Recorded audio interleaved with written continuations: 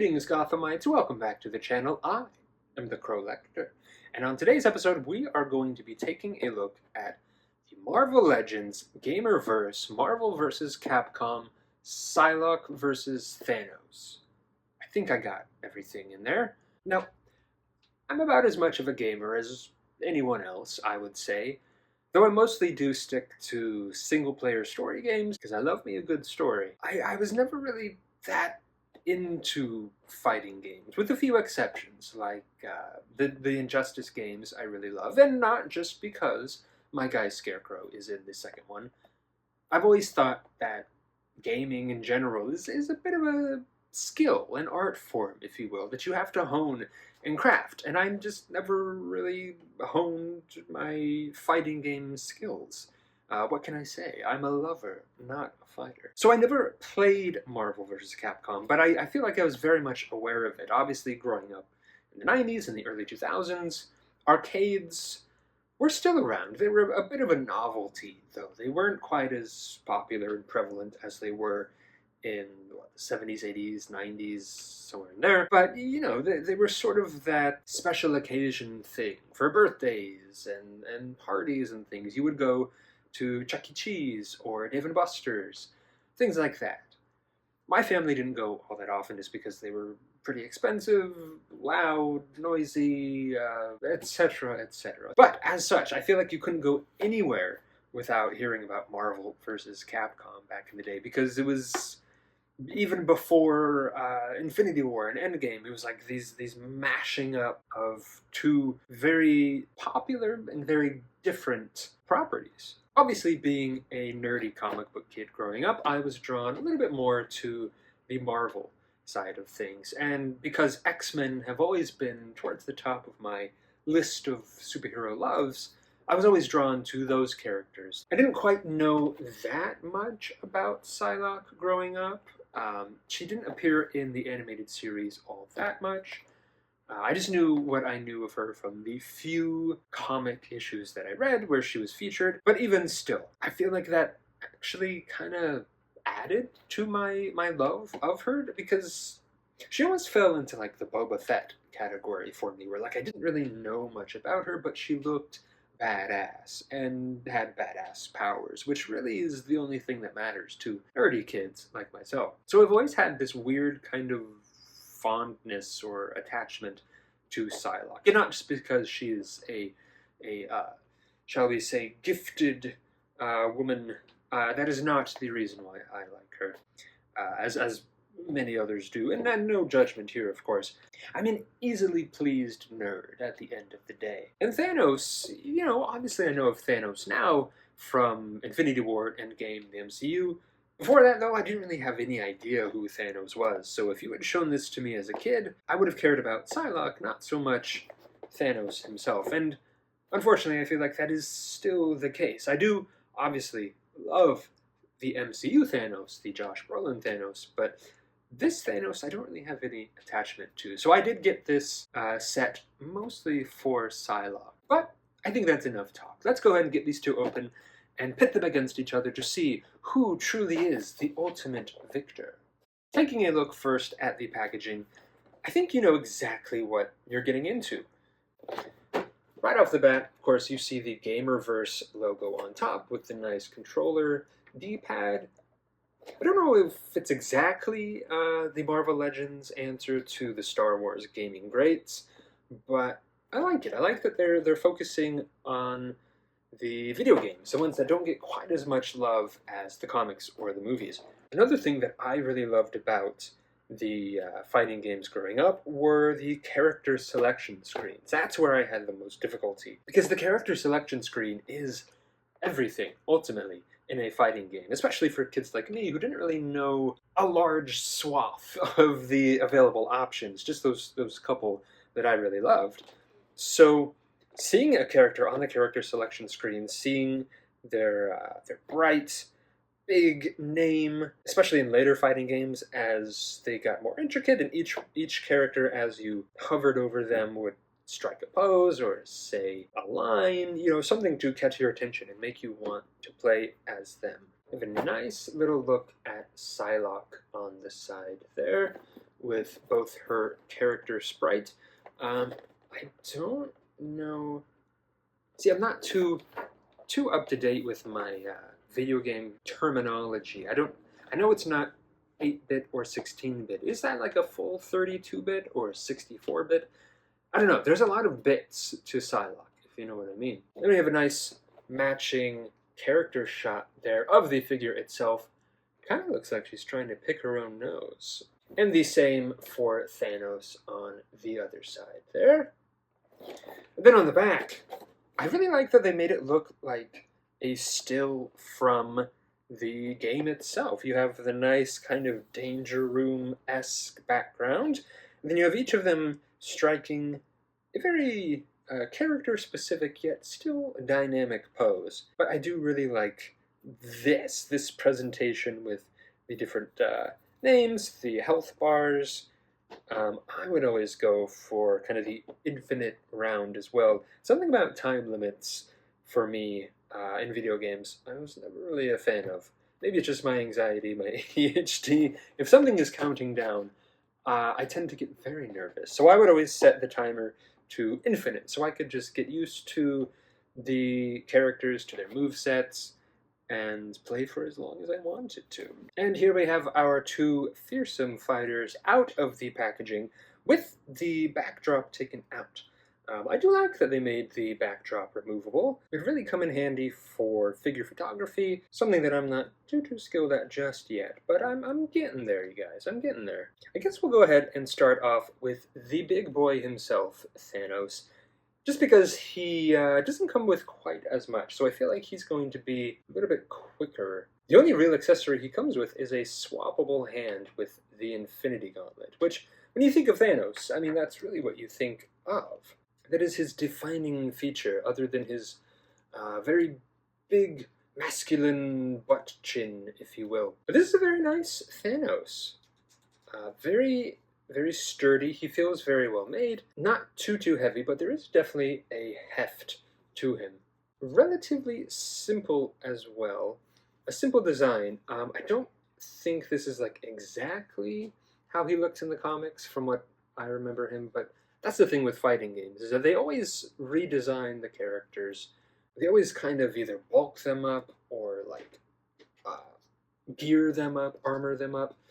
And so I don't know how much of this is like strictly Marvel versus Capcom Thanos versus just Thanos in general. But I do know that this is generally his vibe. Purple, the yellowish orange, I think maybe the horns, even though I do believe these are a little bit taller than usual. He's feeling a little bit hornier than usual, our good Thanos. Something about when he gets on the battlefield, he really gets him going. A lot of times on these bigger figures, you don't always get the best amount of articulation and range, but our boy can move, you know? The overlays here, like on the skirt and the shoulder pieces, they're solid enough, but they are still a soft enough plastic that you're going to get a bit of give to them. Although the ones on his arms, you really don't need to, because you can do all of his movement without really even touching them. I guess maybe just kind of pushing them out of the way a little bit there. But he has all of your typical action figure articulation. Got a nice, I would say just swivel head. He can look up and down, but only barely. A nice T-pose from the swivel hinge at his shoulders. He does have a bicep cut. There you go. And then another cut, or like a swivel hinge, at his elbows. Although because of the big regular gauntlets, you're not going to get much in the way of like a fearsome dominating arm there. Would have been nice, of course, as always, to have double elbows, but he just has single elbows, womp womp, but that's okay. Such is the price for such cool, flamboyant armor. But he does also then have a swivel hinge at the hand. He does have an ab crunch, which I don't know if that's like a true ratchet joint or if that's a spring or if What is that mysterious ticking sound? I don't want to break him just in case, but he moves. He also has a waist swivel, and this is where you get a little bit of resistance with his skirt piece. I don't know if you can see it, but it kind of pushes it out of the way a little bit. It's really not that big a deal. You can still get him in any position you want. You can turn him all the way around, like you got his ass kicked. And then foot-wise, he can stomp. Let's just say you can get his leg up about yay high, not quite 90 degrees. That's maybe what, 75 degrees, something like that. Math was never my strong suit, as you can tell. But he does have a thigh swivel, double knees. Although still, I mean, you can't get that much range out of them just because of these big, chunky boots, which there's no cut then at the top of the boot. So the only real leg articulation in terms of like side to side is going to come from that swivel thigh. And then, of course, rounding out with the classic foot, which you can get him on his tippy toes. Again, accessory-wise, he's really only going to have his completed Infinity Gauntlet. On the regular fists, there is no paint, no nothing on the jewels. These are just regular old gloves. But then, of course, you get the nice, colorful Infinity Glove here with snapping action. But this is his left hand, so we'll pop that off, and we'll pop that sucker on in there. It looks good.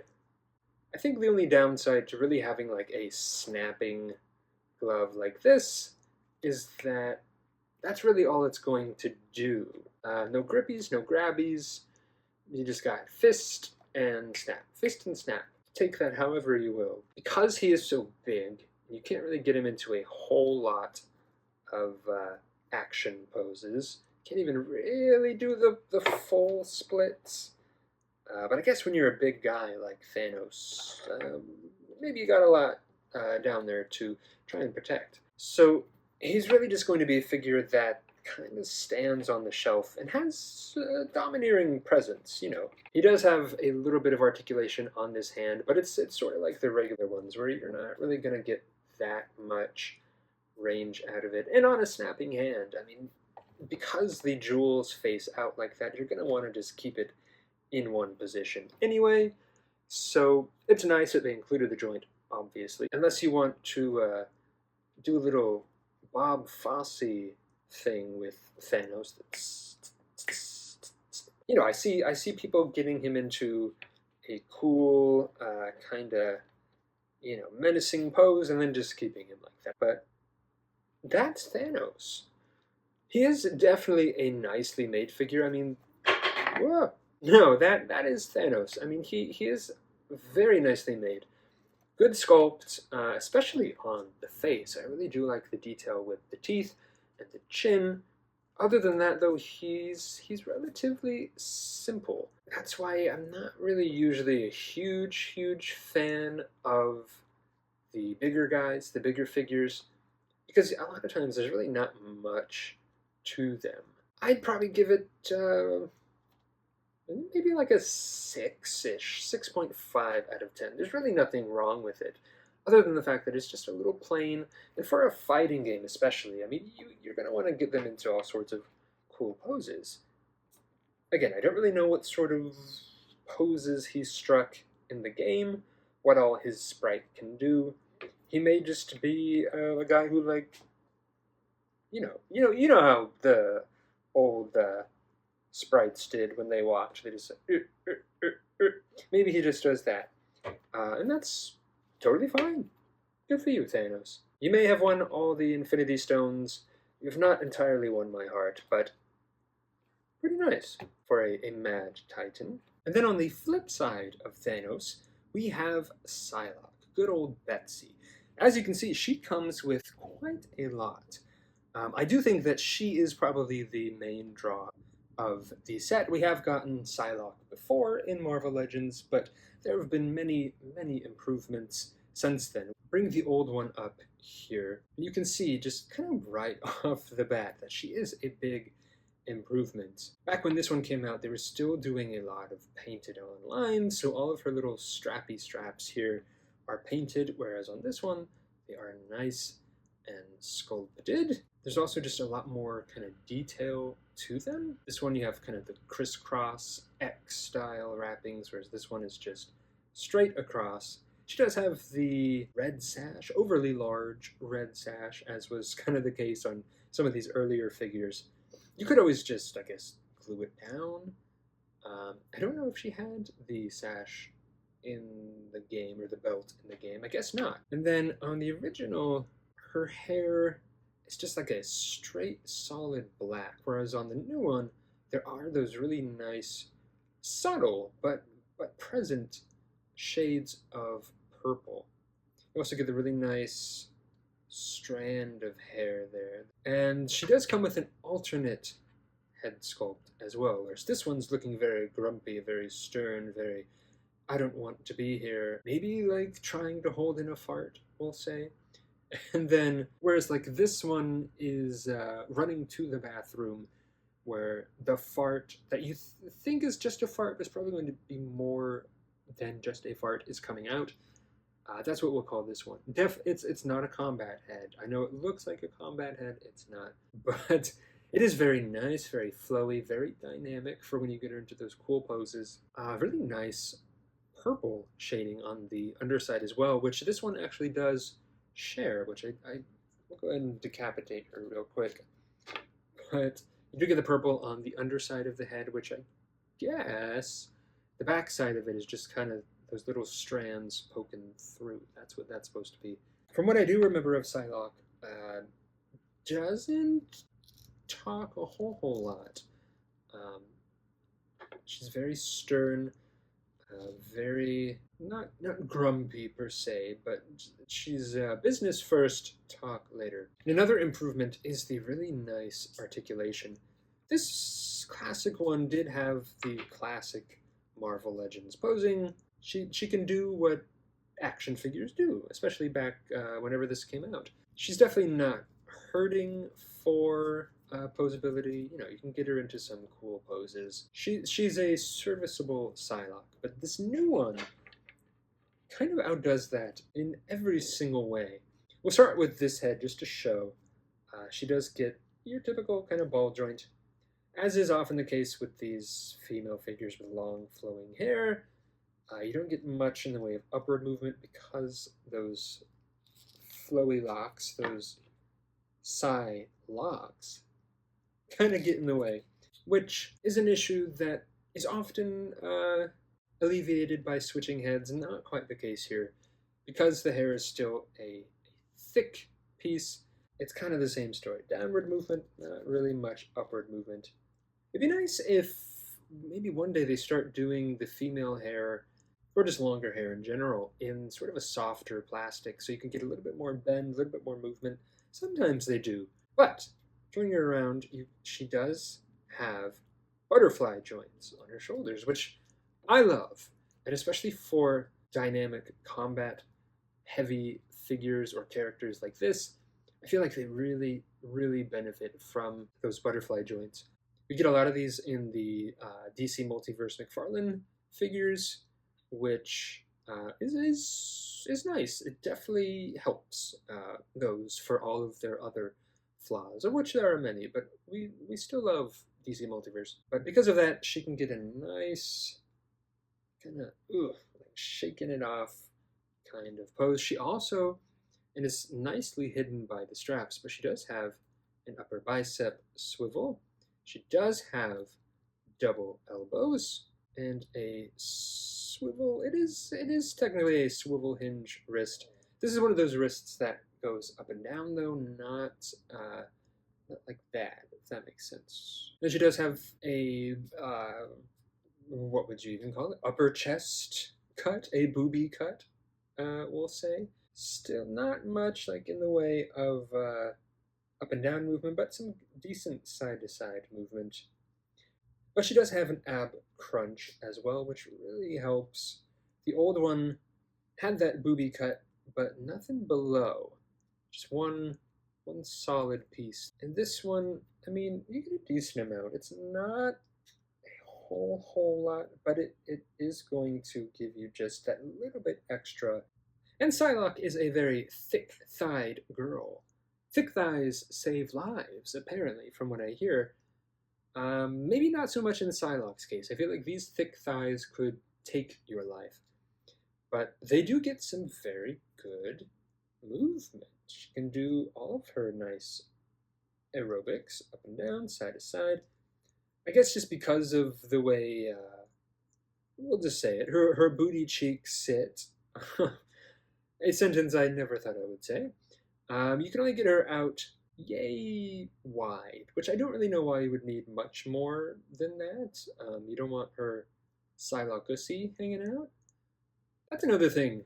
Just a little side tangent. I never really understood how Psylocke, especially, things aren't just flapping out of there. Like, this is a very skin tight suit. And she shows a lot of skin too. Psylocke, for as cool and as badass as she is, she definitely is one of those kind of male gaze focused characters. I get that it also, does not restrict movement as much. It's not like a spandex onesie, so she can get a lot more range, but it's just something that I've noticed. They love to accentuate her features, if you will. Other than that, it does look like she could kind of have. Oh, oh, never mind. All right, I surprised myself. I was gonna say it looks like she would have a thigh cut, but she doesn't. But she does. It's just kind of hidden again by her straps, and that to me is very, very, very cool. Very, thinking with your head kind of engineering. If you can work in articulation into the design of the figure, which I guess this one was kind of it was like pre-baked into it. But if you can hide those joints as well as that, definitely do so as not to break up the sculpt as much. Double knees, of course, and your tippy toes. She is definitely going to get some cool poses. Accessory wise, she comes with a lot cooler stuff than poor old Thanos. She does have her two arms or two hands that she comes with, the fist hand and then sort of a grippy hand. This one does not come with a sword. There's really nothing for her to hold like that. She does get a nice kind of splayed out hand, and then two, I guess, scouts on her hands. There's a name for this with whatever martial arts. And then the really cool power effect pieces. I always really liked Psylocke's powers. It reminded me a lot of Gambit's powers. I don't technically know how similar they really are, but they reminded me a lot of each other, that kind of pink energy effect. She does have a cool clip-on energy dagger. And then, because Psylocke, in addition to being a fierce female warrior, she's also a pretty princess. So she does have her kind of energy effects glasses, which it's looking like. So the way they come is they are kind of presented as glasses, whereas on the old one they were kind of just like a clip-on thing, but it does have a little ear hook on one side and then sort of a clip on the other. I had thought that mine had gotten broken at first, but they are rounded off, so nothing broke off. I don't want to push it too much because this is, as you can imagine, very fragile. It's a much thinner plastic than that original Psylocke did, but there's actually really nowhere for it to go on the straight hair one. Whereas this one, you can hook that little earpiece kind of behind your ear. So on this one, there are like little notches for this energy effect piece, whereas on this one, there is not. So I guess she's just not meant to wear a little energy effect on her straight hair. Haha, okay, we got it. Yes, do definitely take good care when you're pushing in this effect piece. It did not break off, but there was one moment where I thought it might. You do kind of have to just gently kind of work it in a little bit. You heard me. So push just barely, and then just push straight back. If you try and kind of hook it behind her ear, you're not going to have much luck. It actually helped when I was able to get her other side, the kind of hooky side, in first, and then push in from there. And comparing her energy effect from the new versus the old one, again, it shows you how far they've really come with these figures, just in general. Nothing wrong with this one, of course, but it is a much more kind of thick, opaque plastic, whereas this one is much more shiny, translucent. It's a lot more kind of wavy, a lot more detailed. I do not have the energy effect crown piece from the old one. Don't know where that went off to, but it was sort of the same deal as this one. A thicker, darker kind of pink plastic versus the nice kind of purplish pink translucent on this one. I do, however, have her old sword, which I guess you could work into the new one if you wanted. It's not going to match the color scheme here, but not the end of the world. Then, as far as her like slashy effects here go, to me at least, now keep in mind, I have a habit of being able to take the most simple things and make them a little bit more difficult than they should be. So I don't know if it was just operator error, probably, but for me, they were a little bit similar to the Jean Grey Phoenix stand that came, where they don't really exactly tell you how to do it. So I don't know if there is a necessarily right way or wrong way to put these guys in. But the way that I kind of figured out, which might be the wrong way, but they worked for me. So both of these energy effects are essentially the same, just kind of mirrored. They do have little tiny differences on some of the outer effects, but for me, the way that worked, because down here, kind of just seems like they're almost two pieces kind of fused together.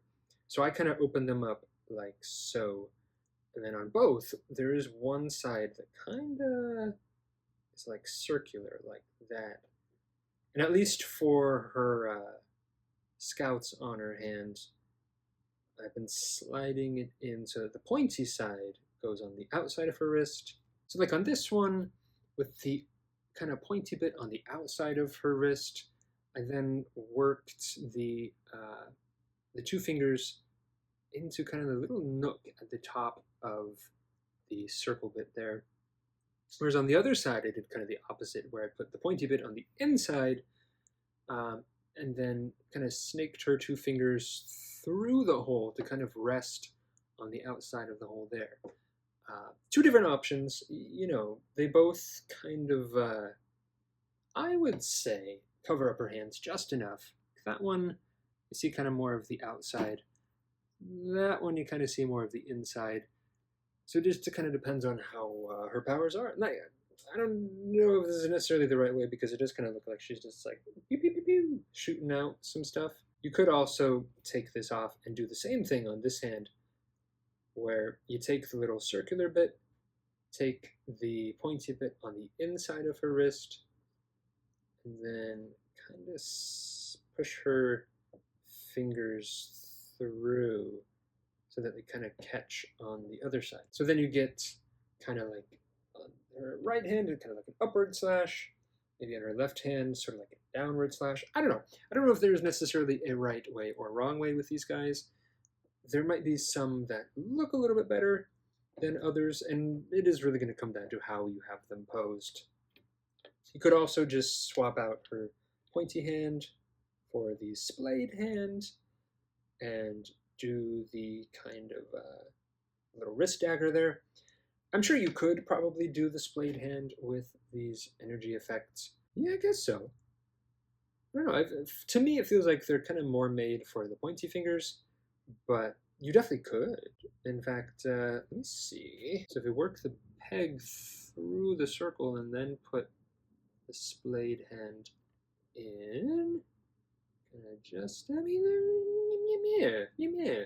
Looks decent, you know. She's not really like holding anything on the other side. Let's see. switching it around. That kind of, I think, looks a little better and kind of carries the same, like, bigger effect as this one, where it kind of like circles around her the underside of her wrist, and then does like the blade itself is on the outside. Right now, she kind of looks like a pretty little butterfly. I'm interested to see how people do these. If they are kind of worked through and like more up, that looks pretty good too. Like if you work it all the way up to her elbow. Back of the box doesn't necessarily make it any clearer. They don't go all the way up to her elbow. They just kind of go like to the middle of the forearm. And I'm sure angle is a big part of it as well. But let me know what works for you. All in all, I think this is a really solid set. We have one figure that was in desperate need of a redo, a new modernization, and then a figure that, while I personally did not need, I can see why they included him. You know, the past couple years we've been saturated with Thanos. He is instantly recognizable. He is powerful. He's become a fan favorite recently, and he does add some much needed heft and bulk to the set as well. So putting them together, they make a nice team or a nice rivalry. I can see most people buying this set purely for Psylocke, and honestly, if the set was just a couple bucks cheaper, I would say she's kind of worth the price alone. With all the accessories that they gave her, some really nice, fun, unique accessories. I don't know if we've seen these kind of energy effects before, but because of that, I mean, she comes with a lot. If she had come with maybe just one or two more things, I think they probably could have even put her in the maximum line. Not that I want them to get any ideas, but she is a really, really good version of a classic, fun character. Some great accessories, great posing. Thanos comes in a little bit under her. He's really nice in terms of sculpt. Beyond that, though, he's a very simple figure. All in all, I would give this set maybe somewhere around like 7.5, 8 out of 10. Mostly, again, carried by my girl, Psylocke. But let me know what you guys think in the comments below. Are you going to be picking up the sets? Are you going to be skipping the Marvel vs. Capcom line entirely? I know the other ones on the back of the box, like Wolverine with Silver Samurai and War Machine with Omega Red, those have also been released. Let me know who else you guys would like to see in the line. What other fun Marvel vs. Capcom pairings would you like to see? Thank you so much for watching, guys. I really do appreciate it. While you're here, go ahead and like, comment, subscribe, all that good stuff. I will be back soon with more creepy Crowlection content, but in the meantime, don't forget, stay spooky.